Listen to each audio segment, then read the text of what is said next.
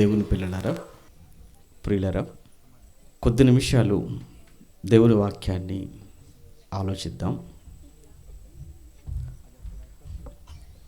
యాకోబు పత్రిక 3వ అధ్యాయం. యాకోబు పత్రిక 3వ అధ్యాయం 13వ వచనము నుంచి చదువుకుందాం. యాకోబు పత్రిక 3వ అధ్యాయం 13వ వచనాన్ని నేను చదువుతున్నాను. మీలో జ్ఞాన వివేకములు గలవాడు ఎవడు? వాడు జ్ఞానముతో కూడిన సాత్వికము గలవాడై తన యోగ్య ప్రవర్తన వలన తన క్రియలను కనపరచవలెను అన్నాడు. మీలో జ్ఞాన వివేకములు కలవాడు ఎవడు? ప్రశ్నిస్తున్నాడు. వాడు జ్ఞానముతో కూడిన సాత్వికము గలవాడై తన యోగ్య ప్రవర్తన వలన తన క్రియలను కనపరచవలెను. ప్రియులారా, జ్ఞాన వివేకములు గలవాడు ఎవడు అన్నాడు. జ్ఞాన వివేకములు కలవాడు జ్ఞానముతో కూడిన సాత్వికము కలవాడుగా ఉంటాడు. అతడు జ్ఞానవంతుడు అని తన ప్రవర్తన వలన కనపరచబడతాడు. జ్ఞాని అంటే మాటలు చెప్పేవాడు కాదట, క్రియలు చూపించేవాడు, చేతల్లో చూపించేవాడు. అది కూడా యోగ్యమైన ప్రవర్తన అన్నాడు. క్రైస్తవులో దేవుని జ్ఞానాన్ని కలిగిన వారు మనం. ఈ లోకము నుంచి వేరు చేయబడ్డాం.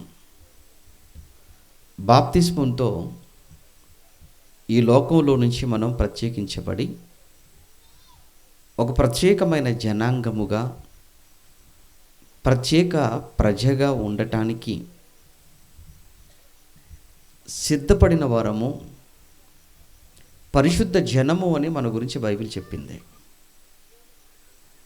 మన గురించి పరిశుద్ధ జనము అని చెప్పినప్పుడు మన ప్రవర్తన అనేది పరిశుద్ధమైనదిగా, పవిత్రమైనదిగా కళ్ళ ముందు కనబడుతున్న సమాజానికి మన క్రియలలో మనం చూపించాలి అనేది ఈ మాటల్లో ఉన్న సారాంశం. సహజంగా చాలామంది మనుషులు వారి వారి క్రియలలో వారి అజ్ఞానాన్ని, వారి మూర్ఖత్వాన్ని కనపరుస్తారు. చివరికి ఆరాధనకు వచ్చి కూడా అజ్ఞానంగా ప్రవర్తిస్తుంటారు. సభలలో కూర్చొని కూడా బొత్తిగా భయం లేకుండా ప్రవర్తిస్తుంటారు. ఆరాధన అంటేనే దేవుణ్ణి ఆరాధించడానికి వచ్చిన స్థలం అది. అలానే దేవుని సభలంటేనే దేవుని వాక్యం దొరుకుతుందని, దేవుని వాక్యం వినడానికి వచ్చినటువంటి చోటిది. ఆరాధనలో మాటలు, ఆరాధనలో ముచ్చట్లు, ఆరాధనలో అల్లరి, ఆరాధనలో లేవటం, కూర్చోవటం, బయటికి వెళ్ళిపోవటం. కొద్ది గొప్ప సినిమా హాల్లోనైనా నిశ్శబ్దంగా ఉంటారేమో కానీ ఆరాధనకు వచ్చి వాళ్ళు చేసే అల్లరి చూస్తుంటే ఎక్కడుంది వీళ్ళకు దేవుడి పట్ల భయం? ఎక్కడ గౌరవిస్తున్నారు దేవుణ్ణి, దేవుని సన్నిధిని అనిపిస్తుంది. అలానే ఇక్కడ మనం కూర్చుంది ఏదో హరికథ వినటానికో లేదా ఏవో నాటకాలు, డ్యాన్సుల ప్రోగ్రాముకో కాదు. ఇక్కడ మనం కూర్చుంది, ఇక్కడ దేవుని వాక్యాన్ని చెబుతారు దైవజనులు. ఆ వాక్యాన్ని మనం వినాలి. మన బ్రతుకులు వింటున్న వాక్య ప్రకారంగా ఉన్నాయో లేవో అని మనల్ని మనం సరిచూసుకోవాలి. మనలో లోపాలు ఏమైనా ఉంటే వాటిని మనం దిద్దుకోవాలి. అందుకే కదా ఇన్ని వేల రూపాయలను వెచ్చించి ఎక్కడి నుంచో దైవజనులు పిలిపించి ఇన్ని ఏర్పాట్ల మధ్య మీకు వాక్యాన్ని చెప్పించటంలో ఉన్న ఉద్దేశమే ఇది.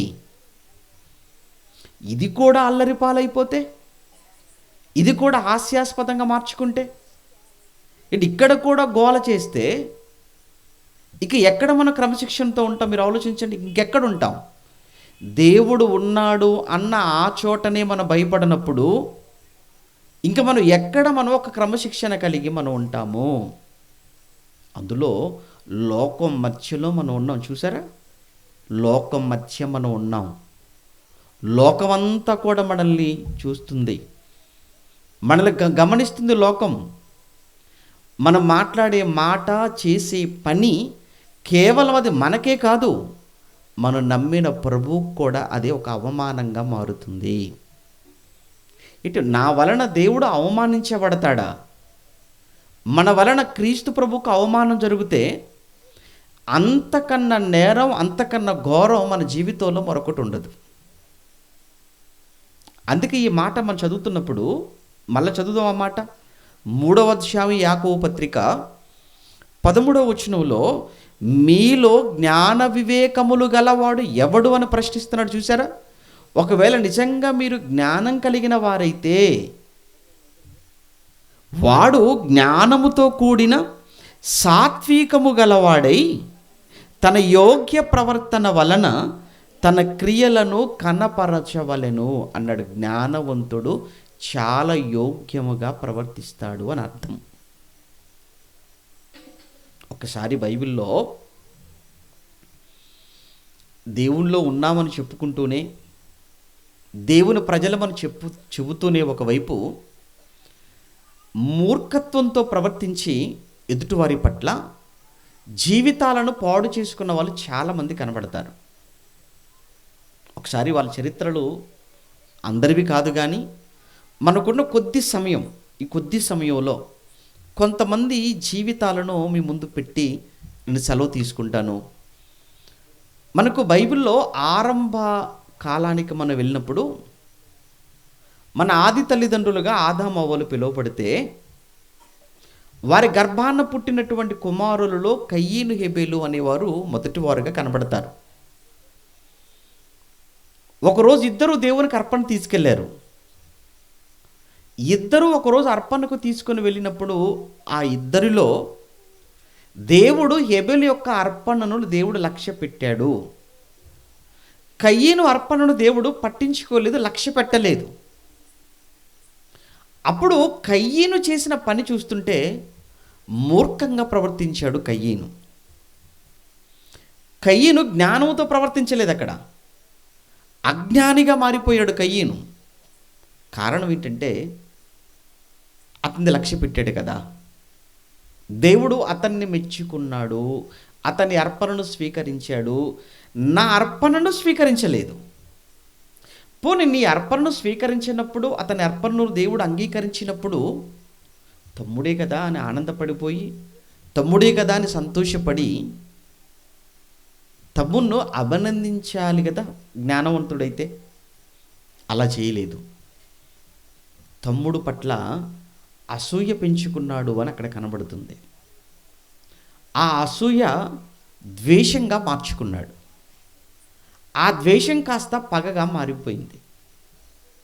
ఏమండి, చాలా చిన్న చిన్నవే కానీ మనం చిన్నదే కదా అని వదిలేస్తే ఏమైపోతాయంటే చాలా పెద్దగా మారిపోతాయి.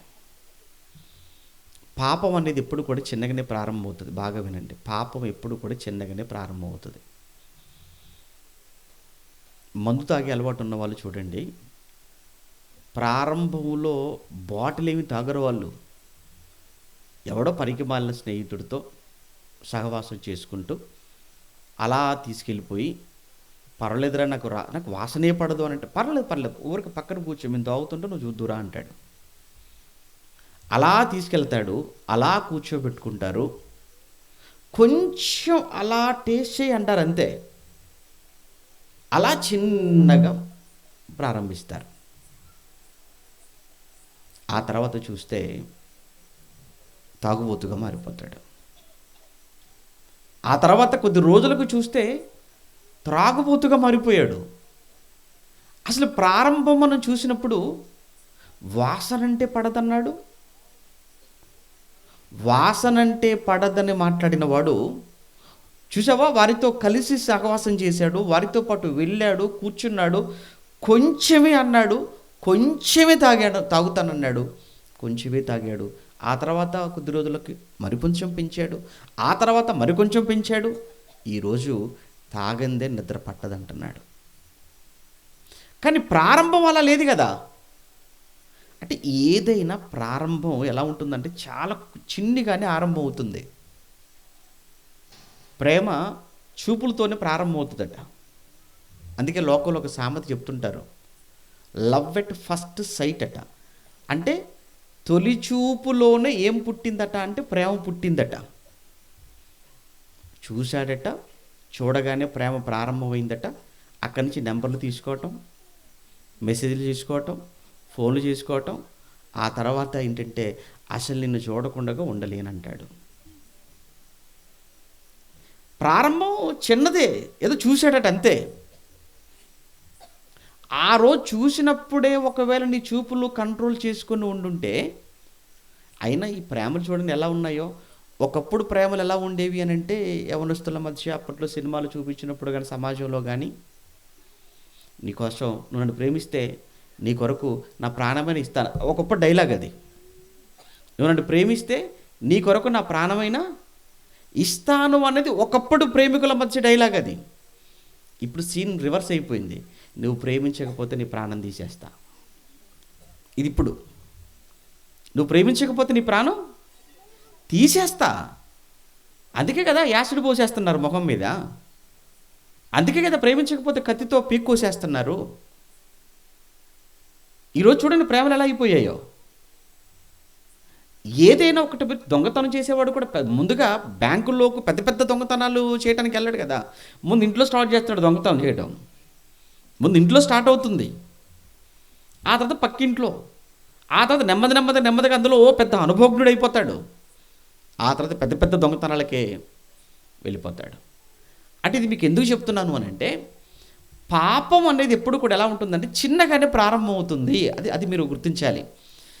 చిన్నగా ప్రారంభమైనటువంటి పాపం నెమ్మదిగా ఏమైపోతుందని అంటే అది చాలా పెద్దగా ప్రమాదకరంగా మారిపోతుంది.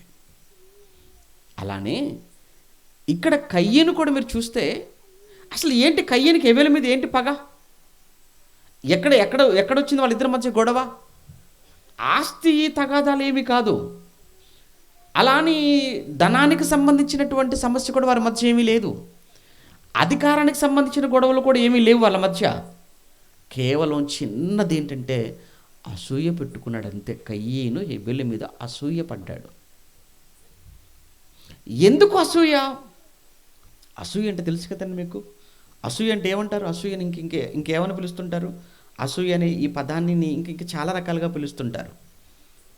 బైబిల్లో అసూయ, మత్సరము, ద్వేషము, తర్వాత వచ్చేసి ఈర్ష్య అంటాడు, చెడ్డ కళ్ళు అంటాడు. ఇంకా మనకు బాగా తెలిసిన మాట ఏంటంటే ఓర్వలేనితనం అంటారు, చూసారా? అది అంటే ఏంటి? ఓర్వలేనితనం అంటే ఏంటి? అసూయ ఎప్పుడు కలుగుతుంది? అసూయ ఎప్పుడు కలుగుతుంది? ఎవరిలోనైనా అసూయ ఎప్పుడు కలుగుతుంది చెప్పండి? అసూయ అనేది ఎప్పుడు కలుగుతుంది? ఎదుటివారికి ఉన్నది మనకు లేనప్పుడు. ఎదుటివారికి ఉన్నది మనకు లేనప్పుడు కలిగేది ఏంటది? అసూయ. విషయం ఏంటంటే మనకు లేనందుకు కూడా కాదు, వాళ్ళకు ఉన్నందుకు కలిగేది అసూయ. మనకు లేనందుకు కాదు, వాళ్ళకు ఉన్నందుకు కలిగేది అసూయ. రాహేలట తన అక్క యందు అసూయ పడిన బైబిల్లో ఉంటుంది. ఎవరు ఇంతకు అంటే అక్క చెల్లెలు ఇద్దరు, లేయా రాహేలు. రాహేల్ ఎందుకు లేయ మీద అసూయ పడింది అని అంటే, ఆమెకేమో పిల్లలు కలుగుతున్నారు, ఈమెకేమో పిల్లలు లేరు. నాకు లేని పిల్లలు నా అక్కకున్నారు కదా అని సొంత చెల్లి అయిన రాహేలు సొంత అక్క అయిన లేయ యందు ఏమైందట? అసూయ పడింది. అంటే అసూయ అనేది ఎప్పుడు కలుగుతుందనంటే మనకు లేనిది ఎదుటి వారికి ఉన్నప్పుడు. మనకు లేనిది ఎదుటి వారికి ఉన్నప్పుడు కలిగేది అసూయ. కానీ అసూయ చాలా డేంజర్, అది చాలా ప్రమాదం. చెప్పాను కదా, పాపం అనేది చాలా చిన్నగానే ప్రారంభం అవుతుంది. ఇక్కడ కయ్యను కూడా హేబెల మీద పెట్టుకుంది అసూయనే. ఏమనుకున్నాడంటే, అసలు వీడు ఉండబట్టే కదా దేవుడు నాది అంగీకరించలేదు, బాగా వినండి. వీడు హెబెల్ అనేవాడు ఉండడాన్ని బట్టే కదా నాది అంగీకరించలేదు. ఆడు లేకపోతే చచ్చినట్టుగా నాది అంగీకరించేవాడు అని మనసులో హేబెల్ మీద అసూయ పెట్టుకోవటం ప్రారంభించేశాడు. అలా చాలామందికి ఉంటుందిలేండి, బయటపడరు. కాకపోతే ప్రారంభంలో ఉండదండి. కొంతకాలం తర్వాత ఒకరి మీద అసూయ అనేది ఇంకా అది తర్వాత తర్వాత వచ్చేస్తుంటుంది. ప్రారంభంలో ప్రారంభంలో చక్కగా ప్రేమతో ఉంటారు, కలిసి ఉంటారు, కలిసి పని చేస్తుంటారు. కొద్ది రోజుల తర్వాత కానీ ఈ అసూయలు అనేవి, ఈ మత్సరము అనేది బయటపడదు. బైబిల్లో చూసినప్పుడు ప్రారంభంలో ఏముండదు. ఇప్పుడు కయ్యను హేబెల్ ఇద్దరు కూడా కలిసే ఉన్నారు కదా, కలిసే పెరిగారు. చిన్నప్పటి నుంచి అన్నదమ్ములు కలిసే పెరిగారు, కలిసే తిరుగుతున్నారు. ఎప్పుడు బయటపడింది అంటే ఈ హేబెలును దేవుడు మెచ్చుకున్నాడు, హేబెల్ అర్పణను అంగీకరించాడు. కయ్యనుది అంగీకరించకపోయేటప్పటికి అప్పుడు కానీ కయ్యనుకు హేబెల్ మీద అసూయ కలగలేదు. ఇద్దరికి పెళ్ళైంది అనుకోండి, అప్పటి వరకు చక్కగా ఇద్దరు కలిసి ఉంటారు స్నేహితులు. ఒకడికి మంచి భార్య వచ్చింది, ఒకటి గయ్యాలది వచ్చింది. ఇప్పుడు గయ్యాల భార్య కలిగిన వాడు ఏమనుకుంటాడు? మంచి భార్య వచ్చిన వాడిని చూసుకొని సంతోషంగా ఉంటాడా? అస్సలు సంతోషంగా ఉంటాడు. ఇద్దరూ వెళ్ళారు ఎగ్జామ్కి, పరీక్షకు. ఇద్దరు కలిసి వెళ్ళారు, ఇద్దరు కలిసి రాశారు. కానీ ఒకడు పాస్ అయిపోయాడు, ఒకడు ఫెయిల్ అయిపోయాడు. ఇప్పుడు ఫెయిల్ అయిపోయిన వాడికి ఎలా ఉంటుంది? పాస్ అయిన వాడి దగ్గరికి వెళ్ళేసి, పోన్లేరా నేను ఫెయిల్ అయితే ఫెయిల్ అయిపోయాను, నువ్వు పాస్ అయిపోయావు కదా, కంగ్రాట్స్ రా అని చెప్తాడా? చెప్పడు. అంత ఖచ్చితంగా చెప్పారు చూసారు మీరు. ఎందుకంటే అలవాటు అది మనకు. ఎప్పుడు కూడా ఎదుటివారిని మెచ్చుకునే, ఎదుటివారిని ప్రోత్సహించే అంత మంచి మనసు ఉంటుందా మనిషికి? లేదు. ఎప్పుడు ఎదుగుతున్న వాడిని ఎలా పడగొట్టాలా, ఎప్పుడు ఏమండి ఎక్కుతున్న వాడిని ఎప్పుడు మనం కిందికి దించేయాలా, ఈ ఆలోచనలే తప్ప ఏమండి ఎదుటి వారికి ఒక చెయ్యిద్దాము, వారికి సహకరిద్దాము, వారిని కూడా గొప్పవారిని చేద్దాము అనే అంత మంచి విశాలమైన ఆలోచనలు కలిగిన వారు మనకు చాలా తక్కువ కనబడతారు. కానీ ఇక్కడ మనం చదువుతున్నప్పుడు అది చాలా చిన్నదిగా మనకు కనబడుతుందేమో కానీ అసూయ అది చాలా చాలా చాలా ప్రమాదకరమైనది. అది ఎంత ప్రమాదకరమైందో మీకు చెప్తాను ఈ పాఠం అయిపోయిన తర్వాత. ఇక మీ జీవితంలో ఎప్పుడు కూడా మీరు ఎవరి పట్ల కూడా అసూయ పెట్టుకోకూడదు. ఇద్దరు స్నేహితులు అందంగా ఉన్నవారిని చూసి అందంగా లేనివారు మనసులో అసూయ పెట్టుకుంటారు. ఒకడికి ఉద్యోగం వచ్చింది, ఒకడికి ఉద్యోగం రాలేదు. ఉద్యోగం రానివాడు వచ్చిన వాడిని చూసి మనసులో చాలా పెట్టుకుంటాడు అసూయ. ఇక్కడ కూడా చూస్తుంటే హెబెలు మీద కయీను అసూయ పెట్టుకున్నాడు. సొంత అన్నయ్యే. అవకాశం కోసం చూస్తూ చూస్తూ ఉన్నాడు. ఒకరోజు అవకాశం దొరికింది. తమ్ముడు కదా అని కూడా కనికరించలేదు, తమ్ముడు కదా అని కూడా చూడలేదు. చూసారా? ఆ తమ్ముని మీద పడి కొట్టి దారుణంగా చంపి వదిలేశాడు అక్కడ.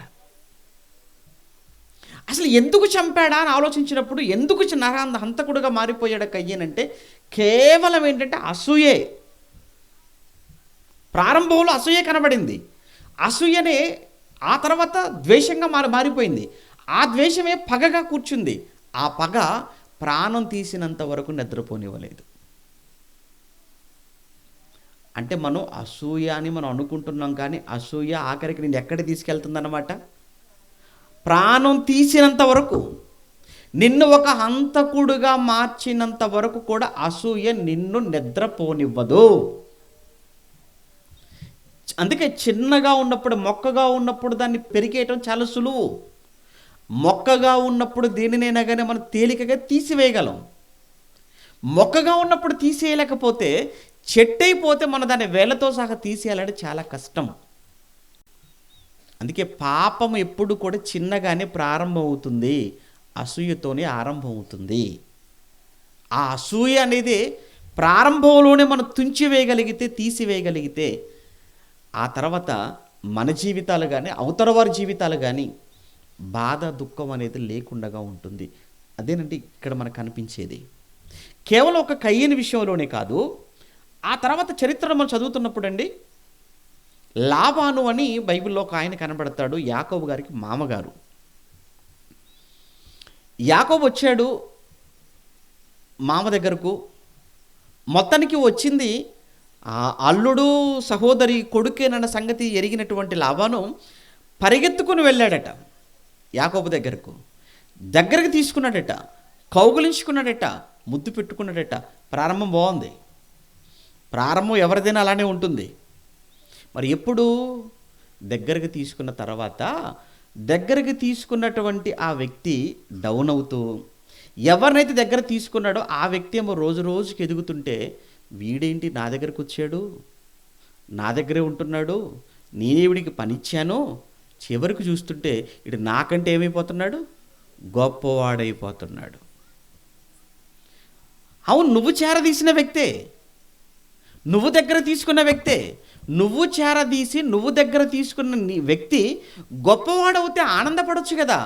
అమ్మో, అలా ఎలా ఆనందపడతాం? మనసు ఒప్పుకోదు.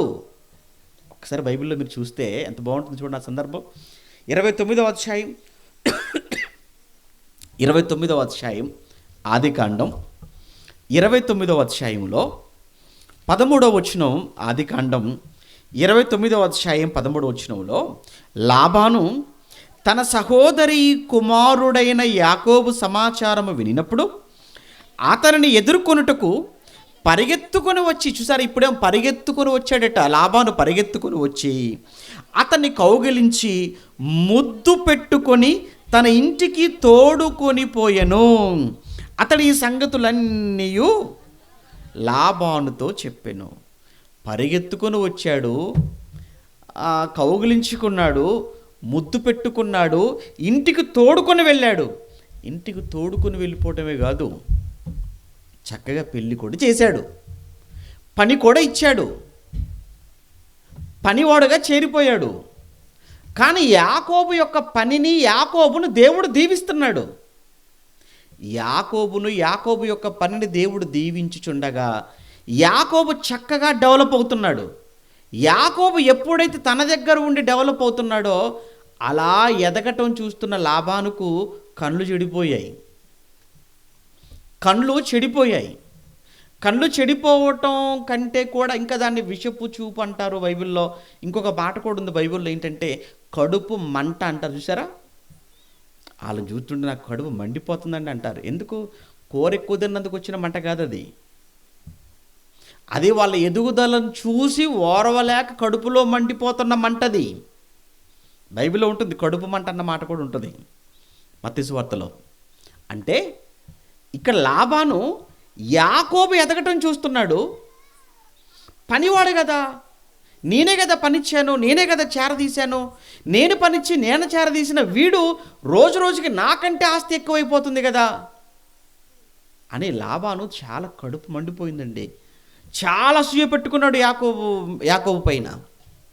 కానీ అసూయ పెట్టుకున్న లాబాను ఏమయ్యాడు, యాకోబు ఏమయ్యాడు అంటే, యాకోబును దేవుడు అంతకంతకు దీవించి చరిత్రలో యాకోబు కనబడతాడు తప్ప లాబాను మనకు చరిత్రలో కనబడడు.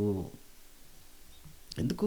అసూయపరుడు, అసూయతో నిండిపోయిన వాడు, మత్సరంతో నిండిపోయిన వాడు లాబాను.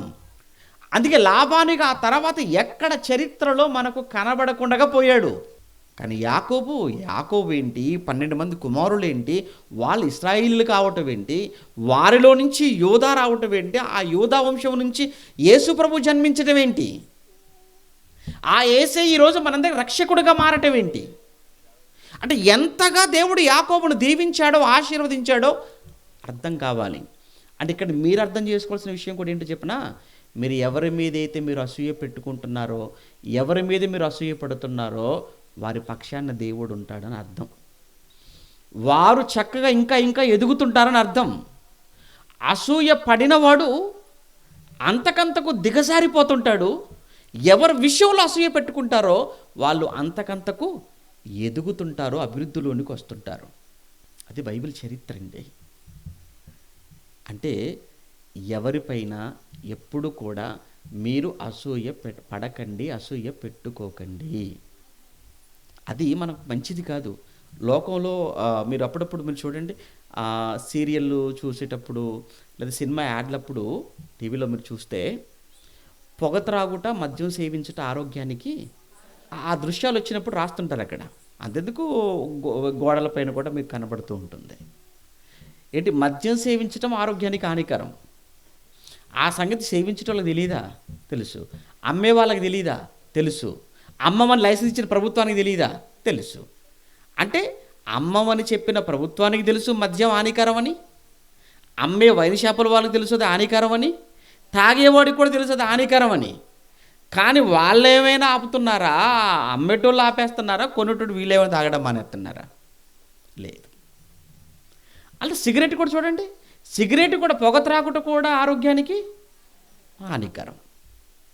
అలాని మరి అమ్మమని చెప్పి పర్మిషన్ ఇచ్చింది ఎవరు? ప్రభుత్వమే.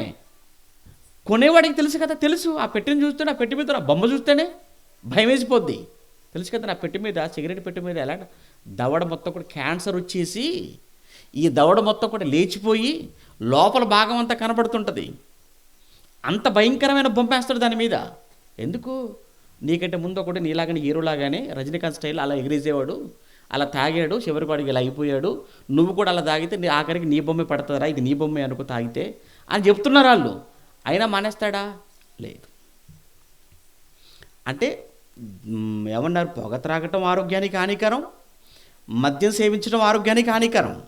ఇవి రెండేనా? ఇవి రెండే కాదు, బైబిల్ చెప్పింది అసూయ కూడా ఆరోగ్యానికి హానికరం. ఆరోగ్యానికే కాదు, నీ ప్రాణానికే చాలా ప్రమాదం. అసూయ ఇది కనబడదు, కానీ చాలా ప్రమాదకరం. ఇక ఆ తర్వాత మనం ఏమంటే యాకోబు దగ్గర నుంచి ఇంకా కొంచెం మనం ముందుకెళ్ళామనుకోండి, యాకోబు దగ్గర నుంచి అక్కడికి యాకోబు కడుపును పుట్టినటువంటి కుమారులలో యోసేపు అని ఒక ఆయన ఉంటాడు. తెలుసా యోసేపు? విన్నారు కదా యోసేపు గురించి? యోసేపు అని ఒక ఆయన ఉంటాడు, 11వ కొడుకు యాకోబు గారికి. 12 మంది కదా, 11వ వాడు యోసేపు. ఈ 11వ వాడు కావటం, తర్వాత తల్లి చనిపోవటం, చిన్నవాడైన బెన్యామీను కనినప్పుడు, ఆ తర్వాత వీళ్ళిద్దరినీ కూడా యాకోబు చాలా దగ్గరకు పెట్టుకోవటం, అందులో ప్రత్యేకించి యోసేపు మీద చాలా ప్రేమ పెంచుకున్నాడు యాకోబు. ఈ యోసేపుకు కలలు వస్తుంటాయి. పైన 10 మంది అన్నయ్యలు ఉన్నారు కదా, వచ్చిన ఈ కలలు 10 మంది అన్నయ్యలతో పంచుకుంటూ ఉంటాడు ఎప్పుడు. 1, 2 వీళ్ళు చేసేటువంటి తప్పులు ఏవైతే ఉన్నాయో ఈ తప్పులు కూడా ఎప్పటికప్పుడు వచ్చి తండ్రితో చెప్తుంటాడు. అప్పుడు ఈ 10 మంది ఎప్పుడు మనల్ని కనిపెడుతుంటాడు, మనం మాట్లాడే మాటలు చెప్తుంటాడు, మనం చేసే పనులు చెప్తుంటాడు తండ్రి దగ్గర, మన తండ్రికి పట్టిస్తున్నాడు వీడు అని అప్పటికే యోసేపు మీద చాలా పగుంది, కోపం ఉంది. దానికి తోడు తన కన్న కలలు ఏవైతే ఉన్నాయో ఈ కలలు వెళ్ళి చెబుతున్నప్పుడు వాళ్ళు ఏమనుకుంటున్నారు అంటే, ఆహా నువ్వు కన్న కలలు ఎలా ఉన్నాయి, నువ్వేదో గొప్పవాడివి అయిపోతావు, మేమందరం వచ్చి నీకు దోసలం అయిపోతామా ఏంటి, నువ్వేమో చాలా ఎత్తుకు ఎదిగిపోతావు, మేమందరము నీ కాళ్ళ దగ్గర నీ చుట్టూ పడిపోయి ఉంటామా అని ఆ కలలు చెప్పినప్పుడు యోసేపు మీదనట వాళ్ళు అసూయ పెట్టుకున్నారని రాయబడింది బైబిల్లో. చూస్తారా మాట? 37వ అధ్యాయం ఆదికాండం 37వ అధ్యాయంలో 37వ అధ్యాయం 11వ వచనంలో అతని సహోదరులు అతని యందు అసూయపడిరి అన్న మాట మనం చూసాం. అతని సహోదరులు అతని యందు అసూయపడ్డారు. ఇక్కడ అసూయపడ్డారు అని రాయబడింది. ఇదే విషయాన్ని స్టెఫెన్ గారు అపోస్తుల కార్యముల గ్రంథంలో 7వ అధ్యాయంలో మాట్లాడుతున్నప్పుడు 9వ వచనంలో అక్కడ మత్సరపడిరి అంటాడు.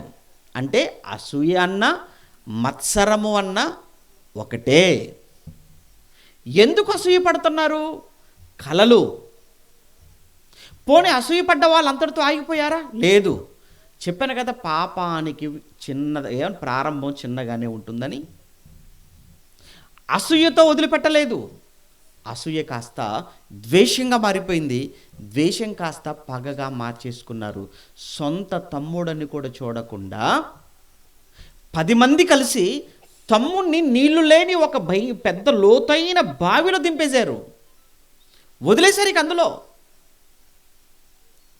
మరలా కాసేపటికి ఎవరో వస్తుంటే వ్యాపారస్తులు వీడిని ఇలా వదిలేస్తే ఏముందిలే, వాళ్ళకి అమ్ముకుంటే ఎంతో కొంత వస్తాయి కదా డబ్బులు అని మరలా వాళ్ళే చేయిచ్చి బయటికి తీసి మధ్యలో నిలువపెట్టి రేటు మాట్లాడి వాళ్ళకి అమ్మేశారు పనివాడుగా. వాళ్ళు వేరే దేశానికి తీసుకెళ్ళిపోయారు, ఐగుప్తు అనే దేశానికి తీసుకెళ్ళిపోయారు. ఐగుప్తులో వాళ్ళు మరలా మరొకరికి అమ్ముకున్నారు. అక్కడ ఇంట్లో పనివాడుగా చేరాడు. కానీ ఎంత నమ్మకంగా పనిచేశాడో, ఎంత నమ్మకమైన వాడుగా ఉన్నాడో మీరు ఆలోచించాలి. అప్పటికి యోసేపు మంచి యవనస్తుడు, మంచి యవనంలో ఉన్నాడు. యవనస్తుడు లేదా యవనస్తురాలు ఎలా ఉండాలో తెలియాలి అని అంటే ఒక్కసారి యోసేపు జీవితం చూడని చాలు. యవనస్తులైన వారంతా యవన కాలములో యోసేపులా బ్రతకగలిగితే వారి జీవితం ఖచ్చితంగా బాగుపడుతుంది. యోసేపు తండ్రి లేడక్కడ, తల్లి లేదు, తోడబుట్టిన వారు లేరు, బంధువులు లేరు. ఒక్క మాటలో చెప్పాలంటే యోసేపుకు అసలు నాన్నవారు ఎవ్వరూ లేరు ఐగుప్తు దేశంలో. ఆయన దేశం కాదది, భాష కాదది, మనుషులు కారు. అయినప్పటికీ యోసేపు యవన కాలంలో ఎవరిని నమ్మలేదు, ఎవరి మీద ఆధారపడలేదు, ఒక్క దేవుడి మీదనే ఆధారపడ్డాడు యవన కాలంలో. పాపము చేసే అవకాశం పదే పదే వస్తున్నప్పటికీ పాపానికి దూరముగా పారిపోయాడు తప్ప పాపాన్ని దగ్గరికి రానివ్వలేదు యోసేపు. మీకు తెలుసా, పాపం చాలా దగ్గరకు వచ్చింది యోసేపు దగ్గరకు, పొతిఫర్ భార్య రూపంలో. కానీ ఎప్పుడు కూడా యోసేపు పాపము చెయ్యటానికి ఎక్కడ కూడా సమ్మతించలేదు. అంటే యవన కాలంలో తన యవన జీవితాన్ని ఎంత పవిత్రంగా కాపాడుకోగలిగాడు కనుక ఆ తర్వాత యోసేపు జీవితం చూస్తే రాజు తర్వాత రాజంతటి స్థానంలో దేవుడు తీసుకుని వచ్చి అతను కూర్చోబెట్టాడు. ఎవ్వరూ ఊహించలేదు. ఎలా వెళ్ళాడు తెలుసా? ఆ దేశానికి బానిసగా వెళ్ళాడు కదా, ఒక బానిసగా దాసుడుగా వెళ్ళాడు. ఒక దేశానికి దాసుడుగా బానిసగా వెళ్ళిన వ్యక్తి దేశానికి రాజు తర్వాత రాజంతటి వాడు అవుతాడని యోసేపు కూడా ఊహించుండడు. కానీ దేవుడు చేసిన అద్భుతం చూడండి ఎలా ఉందో, దేవుడు చేసిన మహత్కార్యం చూడండి ఎలా ఉందో. ఈరోజు యవనస్తులైన నా తమ్ముళ్లకు చెల్లెలకు చెబుతున్న మాట అదే, మీరు మీ యవన కాలాన్ని జాగ్రత్తగా కాపాడుకోండి. యవన కాలములో సినిమాలు, షికార్లు, ప్రేమలు అనుకుంటూ మీకు ఇచ్చిన విలువైన ఈ జీవితాన్ని మీరు కానీ దేనికోసం మీరు వృధా చేసుకున్న, పాడు చేసుకున్నా, రేపు భవిష్యత్తులో కూర్చొని మీరు కుమిలి ఏడవాలి. మీరు ఎంత ఇచ్చినా మళ్ళీ ఈ యవన జీవితం మళ్ళీ మీకు వచ్చేది అది కాదు. ఈరోజు ఎంతమంది మధ్య వయసుకు వచ్చి, ఎంతమంది ఈరోజు అయ్యో నా యవన జీవితంలో నేను ఆ రోజు ఆ తప్పు చేసి ఉండకపోతే, ఆ పని చేసి ఉండకపోతే, చెప్పిన మాట నేను వినుంటే, చక్కగా చదువుకొని ఉండుంటే, చక్కగా కాలేజీకి వెళ్ళుంటే, తల్లిదండ్రులకు లోబడి ఉంటే, పెద్దలను గౌరవించి ఉంటే ఈరోజు నా బ్రతుకు ఇలా ఉండేది కాదు కదా అని ఎంతమంది ఈరోజు బాధపడుతున్నారో తెలుసా మీకు? కేవలం వారు చేసిన తప్పు ఏంటంటే యవనంలో వారి జీవితాన్ని ఇష్టం వచ్చినట్టుగా వాడేసుకోవటం. మళ్ళా చెప్తున్నాను, మీరు క్రైస్తవులు, నిజంగా మీరు క్రైస్తవులు అవ్వడం అది మీ అదృష్టం. అది దేవుడు మీ పట్ల చూపించిన ఒక మహాకృప అది. ఎందుకంటే ఈ జ్ఞానం మీకు తప్ప ఎవరికి తెలుసు? ఈ మాటలు మీ దగ్గరకు వచ్చాయి చూసారా? మీరు వారం వింటున్నారు చూసారా? ఆ సంఘంలో ఇంత వాక్యాన్ని మన చేతిలో ఉంచుకొని కూడా, ఇంతమంది భక్తుల జీవితాలు మనం చదువుకుంటూ కూడా మీ జీవితాన్ని పాడు చేసుకుంటున్నారు అంటే మిమ్మల్ని ఎవరు బాగు చేస్తారు చెప్పండి? చివరికి ఏమైందో తెలుసా? గొప్పవాడయ్యాడు యోసేపు. అన్నలు ఉన్నారు చూసారా, చిన్నప్పుడు అమ్మేశారు కదా, యవనంలో చిన్నప్పుడు అమ్మేశారు కదా. వాళ్ళు బ్రతుకుతున్న, వాళ్ళు ఉంటున్న ఆ దేశంలో గొప్ప కరువు వచ్చేసింది. తినడానికి తిండి కూడా లేదు. కేవలము తిండి దొరికేది ఒకే ఒక్క చోటు, అదే ఐగుప్తు. తెలిసిపోయింది. అప్పుడు తండ్రి యాకోబు 10 మంది కొడుకులు పిలిచాడు. ఒరేయ్, మనం బతకాలి అని అంటే తిండి కావాలి, ధాన్యం కావాలి. ఆ ధాన్యం ఒక ఐగుప్తులో తప్ప ఇంకెక్కడా లేదట. అర్జెంటుగా మీరు ఐగుప్తుకి వెళ్ళిపోండి, ధాన్యం తీసుకురండి. 10 మంది బయలుదేరి వచ్చేస్తున్నారండి. అయితే అందరూ వేరు వేరు వేరు వేరు చుట్టుప్రక్కల ఉన్న అనేక దేశాల నుంచి వచ్చారు. అందరూ ధాన్యం కోసం అక్కడికి వచ్చిన వాళ్ళందరూ వరుసలో నిలవబడ్డారు. ఇంతకు అక్కడ వచ్చిన వాళ్ళందరికి ధాన్యాన్ని ఇచ్చేది పంచేది ఎవరో తెలుసా? ఈ యోసేపే. ఆ యోసేపు అక్కడ కూర్చున్నాడు. వీళ్ళు వచ్చారు 10 మంది వరుసలో నిలవబడ్డారు. యోసేపు ఎదురుకు వచ్చేసారు. యోసేపు వాళ్ళు గుర్తుపట్టాడు, వీళ్ళు గుర్తుపట్టలేదు. వచ్చిన వాళ్ళు వెంటనే వాళ్ళ గోనె సంచులు పక్కన పెట్టి యోసేపు కాళ్ళ దగ్గర సాష్టాంగ పడిపోయారట. ఒకప్పుడు వీళ్ళే కదా నూతిలో వదిలేశారు, నీళ్ళు లేని బావిలో వదిలేసిన వాళ్ళు, అపహాస్యం చేసిన వాళ్ళు వీళ్ళే కదా, అసూయపడిన వాళ్ళు వీళ్ళే కదా, అమ్ముకున్న వాళ్ళు వీళ్ళే కదా తమ్ముణ్ణి. కానీ ఈరోజు ఏమయ్యారు తెలుసా? అసూయపడిన అన్నలే ధాన్యం కోసం ఎవరి కాళ్ళ మీద పడవలసి వచ్చింది? యోసేపు తమ్ముడు కాళ్ళ మీద పడవలసి వచ్చేసింది. అంటే మనకి ఏమర్థమవుతుంది? అసూయ పడకండి, అసూయ పెట్టుకోకండి. ఇంకొకళ్ళు చెప్పి నేను ముగించేస్తాను, సమయం అయిపోతుంది కదా. ఆ తర్వాత కాలానికి వస్తేనండి మరొక వ్యక్తి కనపడతాడు. అతడు సౌలు అనేటువంటి వ్యక్తి. ఈ సౌలు అనే వ్యక్తి కూడా ప్రారంభంలో బాగున్నాడు. దావీదు విషయంలో ఎంత బాగున్నాడు అని అంటే దావీదుని చాలా ఇష్టపడ్డాడు. సౌలు అనే వ్యక్తి దావీదును చాలా ఇష్టపడ్డాడు. సౌలు రాజుగా ఉన్నాడు. రాజుగా ఉన్నటువంటి సౌలు దావీదును చూసి చాలా ఇష్టం పెంచుకున్నాడు. ఎందుకంటే అప్పుడప్పుడు వీడికి మెంటలు వస్తుంటుంది. ఎవరికి? ఈ సౌలుకి. వచ్చిన ఆ పిచ్చి పోవాలి అని అంటే బాగా వీణ వాయించగలిగిన వాడు కావాలంటే అప్పుడు ఎంక్వైరీ చేస్తే దావీదు దొరికాడు.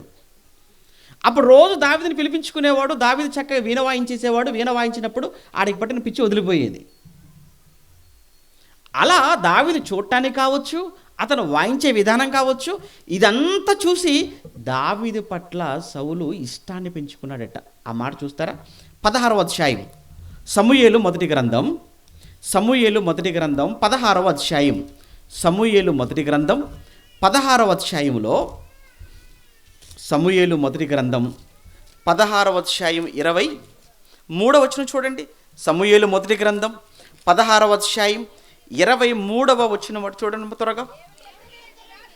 దేవుని యొద్ద నుంచి దురాత్మ వచ్చి సౌలును పట్టినప్పుడల్లా దావీదు సితారా చేత పట్టుకొని వాయించగా దురాత్మ అతనిని విడిచిపోయెను, అతడు సేదదీరి బాగాయెను. 21 దావీదు సౌలు దగ్గరకు వచ్చి అతని ఎదురు నిలవబడి ఉండగా అతని యందు అనగా దావీదు యందు సౌలునకు బహు ఇష్టము పుట్టెను. చాలా ఇష్టపడ్డాడట. ఎవరిని? దావీదును. ఏమోనండి, స్టార్టింగ్లో అందరూ బాగానే ఉంటారండి. సంఘానికి వచ్చిన కొత్తలో కూడా చూడండి, ఈ అక్క కలిసే ఉంటారు. కొద్ది రోజుల తర్వాత ఏమైపోతుందో తెలియదు.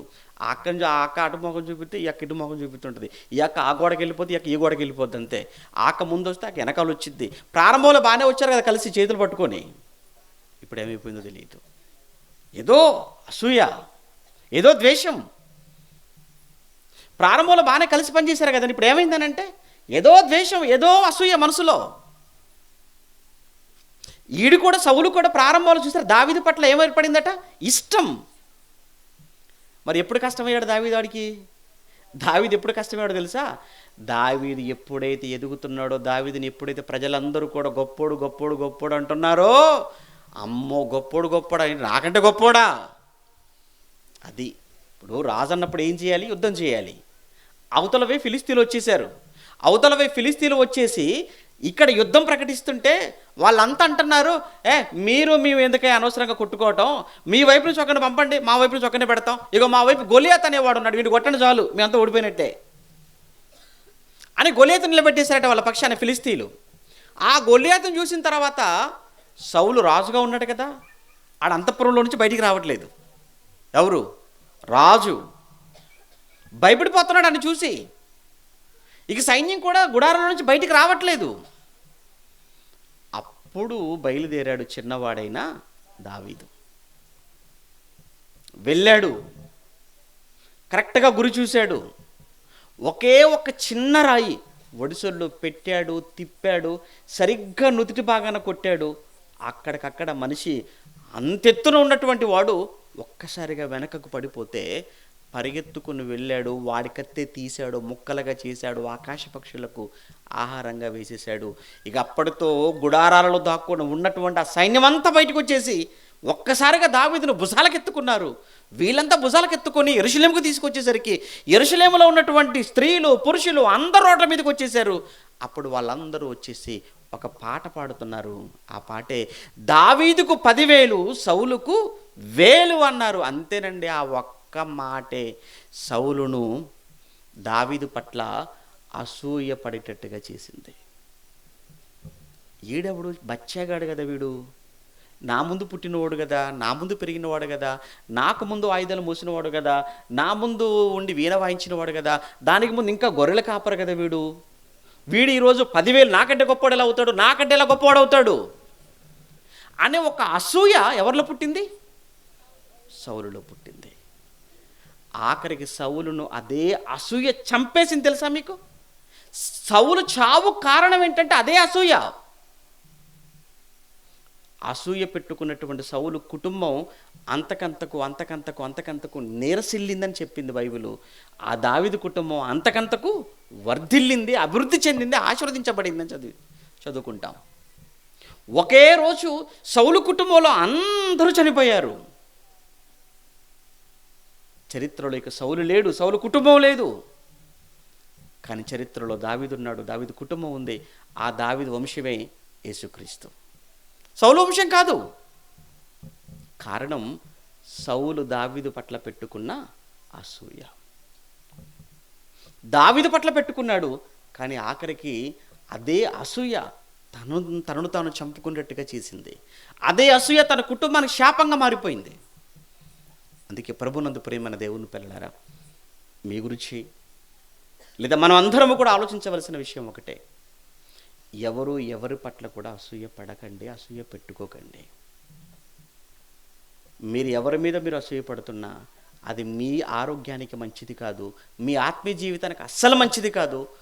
3, అది మీ ప్రాణాలను కూడా అది హరించి వేయగలదు. మరి ఏంటండి?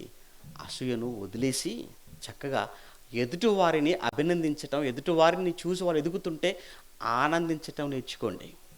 అందుకే అప్పుడప్పుడు ఆటోల వెనకాల ఒక మాట రాస్తుంటారు, నన్ను చూసి మీరు ఏడవకండి రా అని రాస్తున్నారు. చూసారు? ఎప్పుడు చూసారు? ఆటోల వెనకాల కానీ ట్రాక్టర్ల వెనకాల కానీ, నన్ను చూసి మీరు ఏడవకండి రా, మీ ఏడుపే నా ఎదుగుదలరా, ఎందుకురా మీరు ఏడుస్తారు నన్ను చూసి.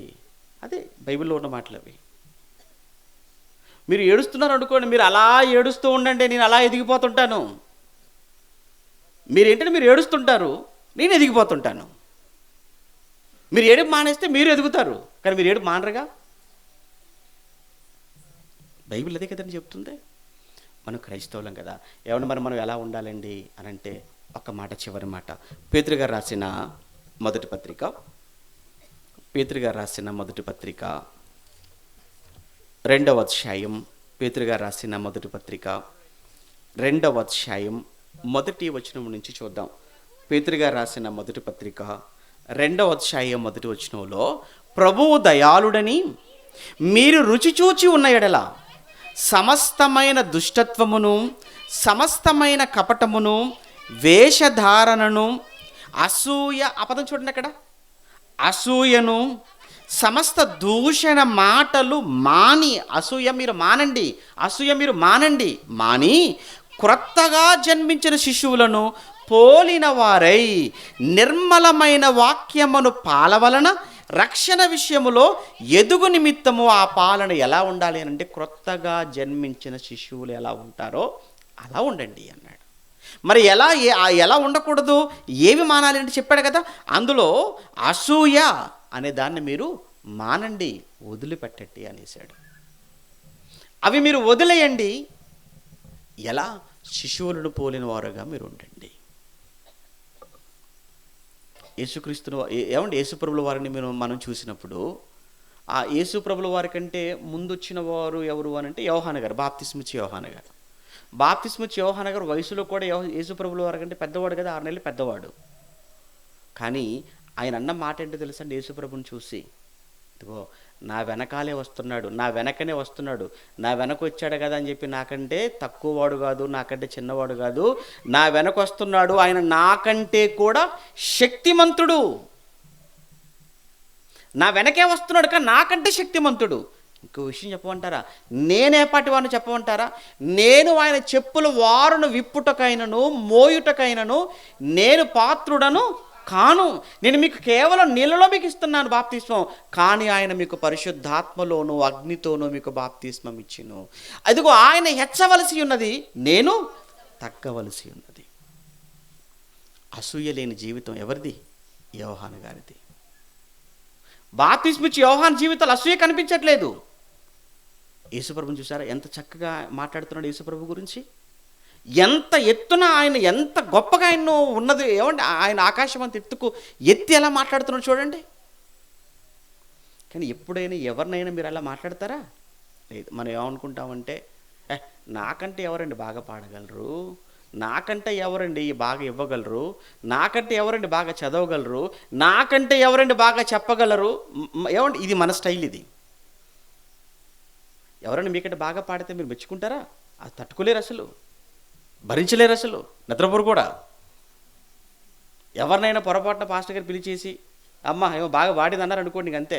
పాడినామ సంగతి ఏమో కానీ చెప్పిన పాస్టర్ గారి మీద పెట్టుకుంటారు పగ. నాకు తెలుసు కదా ఇవన్నీ, మేము చూస్తున్నాం కదా, అనుభవిస్తున్నాం కదా. విషయం ఏంటనంటే అక్కడ పాడిందేమో ప్రజలు, పాడింది ప్రజలకైనా దావీదు గారు పాడారండి పాట, దావీదు గారు రాసిచ్చారు ఆ పాట వాళ్ళకేమైనా? పాడిన వాళ్ళు బాగున్నారు. ఇప్పుడు ఎవరికి వచ్చింది సావంటే దావీదుకి వచ్చింది, సౌలు వలన. ఏమండి వాక్యం ఎవరన్నా బాగా చెప్పినా తట్టుకోలేము, వాక్యం మనకంటే బాగా చదివినా భరించలేము. ఏంటి ఇదంతా? అసూయే కదా ఇదంతా. ఎప్పుడు కూడా ఇలాంటి మనసున్నవాడు ఎప్పుడు కూడా జీవితంలో ఎదగలేడు, ఎప్పుడు జీవితంలో పైకి రాలేడు. ఆడ జీవితం అంతటితో ఆగిపోతుంది. కనుక ఎప్పుడు కూడా అసూయ అనే దాన్ని మీ మనసుల్లోకి, మీ ఆలోచనలోనికి రానివ్వకండి. వచ్చిందా మీ ఆరోగ్యమే పాడైపోద్ది. అక్కడి నుంచి ద్వేషం కాస్త పగ ప్రతీకారాన్ని కోరుకుంటుంది. ఒకరోజు దానియేలు మీద కూడా అలానే అసూయపడ్డారండి చుట్టూ పనిచేసేవాళ్ళు. ఈడెవర్రా బాబు, దేవుడు అంటున్నాడు, భక్తి అంటున్నాడు, వీడు అన్యాయం చేయట్లేదు, లంచం తీసుకోవట్లేదు, మాటికి మనం దొరికిపోతున్నాడు, దొరకట్లేదు, ఈయన ఎలానే ఎదిగించేసేయాలి ఏదో కేసులు అని చెప్పి పాప దానియేలు మీద చాలా అసూయ పెట్టుకున్నారు. తెలుసు కదండి చరిత్రలో. చుట్టూ అందరూ చేరిపోయి దొంగ చట్టం ఒకటి చేయించేసి తీసుకెళ్ళి రాత్రి సంతకం పెట్టించేసి మొత్తం ప్రకటన చేయించేసి మొత్తానికైతే దానియేలు తీసుకెళ్ళి బోన్లో వేసేయాలి. వేసేసారు కదా, వేసేసారు. కానీ దానియేలు రాజును నమ్ముకోలేదు, మనుషులు నమ్ముకోలేదు. ఎవరిని నమ్ముకున్నాడు? ఎవరి మీద మాత్రమే ఆధారపడ్డాడు? దేవుని మీదనే ఆధారపడ్డాడు. రాజుగారికి పాపం దానియేలు అంటే ఇష్టం, అయినా ఆయన రాజుగారి మీద నమ్మకం పెట్టుకోలేదు, దేవుని మీద ఆధారపడ్డాడు. పాపం తెల్లవారేసరికి దానియేలు సింహభూమిలో ఏమైపోయి ఉంటాడో రాజు పరిగెత్తుకొని వచ్చేసాడు. దానియేలు అనగానే దానియేలు మాట్లాడుతున్నాడు. చాలా ఆనందపడిపోయాడు. వెంటనే బయటికి తీసుకొచ్చేసారు దానియేలును. ఎవరెవరైతే కుట్రతో ఎవరైతే అసూయతో దానియేలు చూసి ఎవరైతే అసూయతో కుట్రతో ఈ చట్టం చేయించి దానియేలు సింహ బోన్లో వేశారో వాళ్ళందరినీ తీసుకొచ్చి లోపల పడేశాడు. వాళ్ళు లోపలికి రావడే వాళ్ళ సింహాలు ఎగిరిపోయి మాంసం ఎముకలతో సహా ఏమీ లేకుండా మిగలకుండా తినేసే. చూసారా, అసూయ పడిన కుట్ర చేసిన వాళ్ళ జీవితాలు ఏమైపోయాయో. మీరు అసూయ పడకండి, కుట్రలు అస్సలు చేయకండి. మీ ఇష్టం, మీరు చేస్తామనుకుంటే చావాలని కూడా చేయండి, నేను చేసేది ఏమీ లేదు. చివరి ఒక మాట చూస్తారా, అసూయ పడితే ఏమవుతుందో ఒక్క మాట చూసి సెలవు తీసుకుందాం. యోబు గ్రంథం 5వ అధ్యాయం, యోబు గ్రంథం 5వ అధ్యాయం, యోబు గ్రంథం 5వ అధ్యాయం మొదటి వచనం. యోబు గ్రంథం 5వ అధ్యాయం మొదటి వచనం చూడండి. నీవు మొరలిడిన ఎడల నీకు ఉత్తరమీగలవాడెవడైనా ఉన్నాడా? పరిశుద్ధ దూతలలో ఎవని తట్టు నువ్వు తిరుగుదువు? దౌర్భాగ్యమును గూర్చి ఏడ్చుట వలన మూడులు నశించెదరు. బుద్ధి లేని వారు అసూయ వలన బ్రతికెదరు, సచ్చెదరు అన్నాడు. బ్రతికెదరు కాదు, ఆ బుద్ధి లేనివారు అసూయ వలన చచ్చెదరు. అంటే దాని అర్థం ఏంటంటే బుద్ధి ఉన్నవాడెవడు అసూయ పెట్టుకోడు. ఎవడైనా అసూయ పెట్టుకుంటున్నాడంటే ఆడికి ఏమి లేదనమాట, బుద్ధి లేదు. బుద్ధి లేదు కనుక సావాలనుకుంటున్నాడు. మరి సావాలనుకున్నవాడు ఏం పెట్టుకుంటాడంటే అసూయ పెట్టుకుంటాడు. మీరు అసూయ పెట్టుకున్నారనుకోండి, ఆడు చక్కగా పాస్ అవుతాడు, తర్వాత ఉద్యోగానికి అప్లై చేసుకుంటాడు, వాడు ఉద్యోగానికి వెళ్తుంటాడు, వస్తుంటాడు, భార్య పిల్లలు, బైకు, కారు, ఇల్లు అన్నీ. నువ్వు అలా చూస్తూ ఉండు. నువ్వు వెళ్తుంటావు, హాస్పిటల్కి వెళ్ళొస్తూ ఉంటావు, మాటిమాటికి హాస్పిటల్కి నువ్వు వెళ్ళొస్తూ ఉంటావు. ఎందుకంటే చూసేసి మరి ఇక నువ్వు అలానే ఆలోచించేసుకొని మానసిక రోగిగా మారిపోయి, నీకు వాడేమో ఇల్లు మీద ఇల్లు కడుతుంటాడు, నువ్వేం చేస్తుంటావు, హాస్పిటల్ మారుతుంటావు. నువ్వు ఆడేమో బైక్ నుంచి కారుకి వెళ్ళిపోతాడు, కారు నుంచి మళ్ళీ కొన్ని రకాల కార్లు, నువ్వేమో ఈ హాస్పిటల్ వద్దు, హాస్పిటల్ ఈ హాస్పిటల్. ఎందుకు రోగిగా మారిపోయావు? ఎందుకు ఆ ఓరవలేనితనం, అసూయ. అందుకే ఇక్కడ ఏమన్నాడు అనంటే, బుద్ధి లేని వారు అసూయ వలన చచ్చెదరు అన్నాడు. కనుక ఎప్పటికీ జీవితంలో ఎప్పటికీ ఎవరి మీద అసూయ పెట్టుకోకూడదు. అందులో మనం క్రైస్తవులం, దేవుని పిల్లలం, అందరినీ ప్రేమించాలి. ఉన్నవాడిని ఎలా చూస్తామో లేనివాడిని అలానే చూడాలి. పాడగలిగిన వాడిని ప్రేమించాలి, పాడలేని వాడిని ప్రేమించాలి. ఇవ్వగలిగిన వాడిని ప్రేమించాలి, ఇవ్వలేని వాళ్ళని ప్రేమించాలి. అందంగా ఉన్నవాడిని ప్రేమించాలి, అందంగా లేని వాళ్ళను ప్రేమించాలి. మన ప్రేమలో ఎక్కడ పక్షపాతం ఉండకూడదు. మన దేవుడు పక్షపాతి కాడు కనుక మనలో కూడా పక్షపాతం ఉండకూడదు. అలాంటి మంచి మనసు కలిగి మీ జీవితాలు కొనసాగిస్తారని ఆశపడుతూ ఈ నా మాటలు ముగిస్తున్నాను. Thank you. అందరికీ వందనాలు.